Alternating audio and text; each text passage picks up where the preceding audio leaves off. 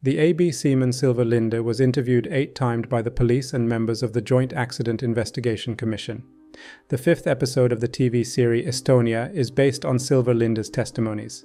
The episode is called Mate's Watch, and the description sounds like this. For the 7th time, the Commission of Inquiry summons the crew member who survived the MS Estonia for questioning to find out what happened on the bridge when the crew discovered that the ship was facing a maritime emergency. But can the memory of the witness be trusted? The summarized statements of Silver Linde in the final report goes like this. At 22:30, the AB seaman started his regular watch round. The round started from the bridge and he continued to deck 7 where the crew's cabins were. From deck 7 he went to deck 8 to check the restrooms, and from there down to the car deck where he arrived at about 22:35. On the car deck he checked the lashings, which he found were in order. The cargo was not moving. It was stormy weather and he noticed some water coming in through the ventilation channels. This small inflow of water on the car deck was normal during heavy weather, and he had seen it earlier. He stayed for about 15 minutes and continued through deck 1 to deck 0, and then back up to the place where his round commenced. Shortly after his arrival on the bridge, the master, together with the master of the alternate crew, arrived and talked in a normal manner with the officers. They left after 5 to 10 minutes. On the round starting at 00:30, the weather was worse than earlier. In the last testimony, the AB seaman said that he was not sure about leaving the bridge at exactly 00:30. In the same testimony, he stated that after leaving the bridge, he went into cabin 750 and talked to a friend. He stayed less than a minute, saw some friends on deck 7 and stopped to talk to them. Then he went into the laundry room where he collected a jacket, passed 2 checkpoints and went on into his cabin, where he left the jacket. After that, he went up to deck 8, where he saw some friends in the day room. Without being quite sure about it, he thought that he walked further down, looking for a girl who worked in the Baltic bar, but he did not see her. He also stopped at the pub Admiral to look for another girl.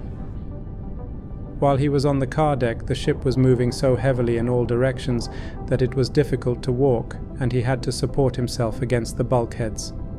When he was approximately 1 meter from the ramp, a heavy wave hit the bow. He gave the time as 00:45. In another statement he said 00:35 at the latest. Later he stated that he was on the car deck between 00:35 and 00:40. He also said it was about 00:40. In the last testimony he stated that the time was 00:50 to 00:55. He nearly fell due to the effect of the wave. When the wave struck the bow, a particularly hard sound was heard from the bow, a sound that stood out from the others. The sound was accompanied by a heavy vertical ship movement that made him fall. The bow was rising when the blow was heard, and continuous heavy waves raised it further. The blow sounded like 2 heavy metal pieces clashing together with great force. This lasted for about half a second. He notified the second officer B on watch via portable radio and was ordered to stay and try to determine the source of the sound. He stayed for a while on the car deck, but everything was in order and the visor and the ramp were obviously closed as the signal lamps were green. In another testimony he said that he stayed for 5 minutes, that he checked the lamps and that the ramp was closed.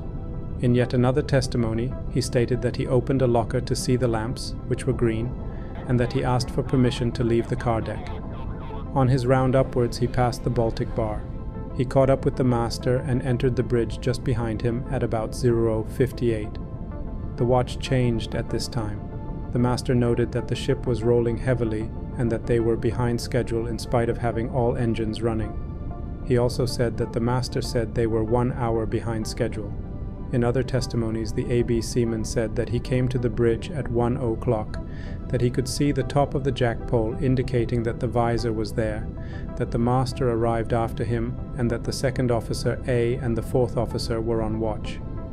In still later testimonies, the AB seaman stated that prior to his arrival on the bridge, the watch had already changed and the relieved officers had left. In his last testimony, he said that after leaving the car deck, he went to deck 1 and then to his checkpoint in the sauna on deck 0. After that, he worked upwards at his normal speed, looked into the nightclub and the pub Admiral, and continued to the information desk, where he looked at a clock which showed about 1. Subsequently, he went up to the bridge and arrived just behind the master. When the AB seaman came up to the bridge, the second officer had received a telephone call from below, saying that strange blows had been heard from below. In a later testimony, he stated that the second officer A said that he had had a telephone call about noise from the bow door. The AB seaman also stated that the second officer A had a telephone call from the engine room about heavy blows. The second officer A ordered the AB seaman to go down to the car deck to check the bow doors and also to take a look at the general situation. In another testimony, the AB seaman said that there were strange blows from below and that he got an order to check the ramp together with the boatswain, and that this happened less than 10 minutes past 1 o'clock. He also stated that he and the boatswain were ordered to go down together to check some blows. Later he said that they got orders to go down and check the ramp. In a still later testimony, he said that he was ordered to check the ramp and visor together with the boatswain and to see that they were properly secured. And he also stated that the orders were given in a routine manner. He tried unsuccessfully to contact the boatswain via portable VHF radio. He told the second officer A that he could not reach the boatswain. The second officer said he would telephone the boatswain in his cabin. It was an unusual step to wake the boatswain, but he was the crew member responsible for both visor and ramp. The AB seaman stayed less than 2 minutes on the bridge before being ordered down again. When he was on his way down, people were already asking for help because the ship's list was so heavy that some could no longer manage to walk. In the last testimony, he stated that he helped 2 passengers on deck 7 who had fallen over. He also stated that he noticed a slight list on his way to the car deck. In another testimony, he said that he ran down straight from the bridge to the information desk. He also stated that on his way down, he passed the Baltic bar and looked through the door for a friend. He couldn't see his friend but observed that the musicians had stopped playing. The situation calmed down somewhat when the ship heeled over to starboard. He ran to the information desk on deck 5 to ask them to unlock the car deck doors because he had been ordered to go there. He did not yet think that the ship would go down. In the last testimony, he said that when he arrived at the information desk, the girl there was exchanging money for a passenger.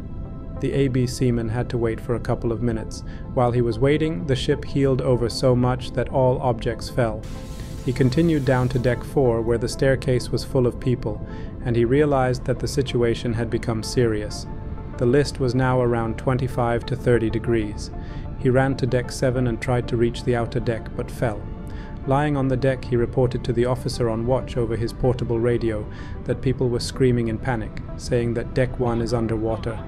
In another interrogation, he stated that the people said, "There is water on deck 1," and in a further interrogation he stated that one passenger, either from cabin 1069 or 1096, had told him that there was water on deck 1. This was new information to the bridge. The bridge was surprised by this information. The officer ordered him to go down and check the situation, even though the AB seaman thought that the situation was hopeless. He managed to support his feet against the bulkhead and to give some life jackets to passengers. Out on deck, he realized that he had lost his portable radio. When the ship heeled over altogether, he managed to save himself by getting to a life raft on the ship's side. At this moment, the funnel and 3/4 of the ship were already underwater. In a later testimony, he said that he was in the life raft at 1:24 and that the ship had a 90-degree list when he left.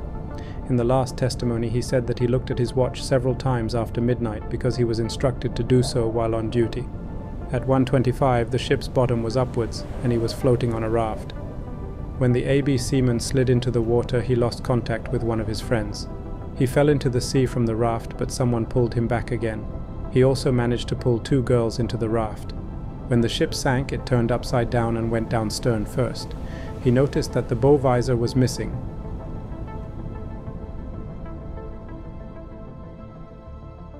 That was the summarized testimony from Silver Linde. If you want to check his original statements, you can visit the German Group of Experts website. Link in the description. There are almost every testimony from everyone on board. Some personal thoughts. There are some differences in Linde's testimonies, as you have heard. Sometimes he changed his story from one interrogation to another. That makes it hard to know exactly what happened. Can he be fully trusted? It's hard to say, but the memory does not work as a camera. You have to remember that this was the last trip to Stockholm for this crew. The next day would be their last day on board after 2 weeks of work. He has done his rounds many times during 2 weeks, and it is not strange if he doesn't remember everything in detail, or if he mixes some things up. This is what he says, and we can draw some conclusions from it, but not eye detail. This is as good as it gets.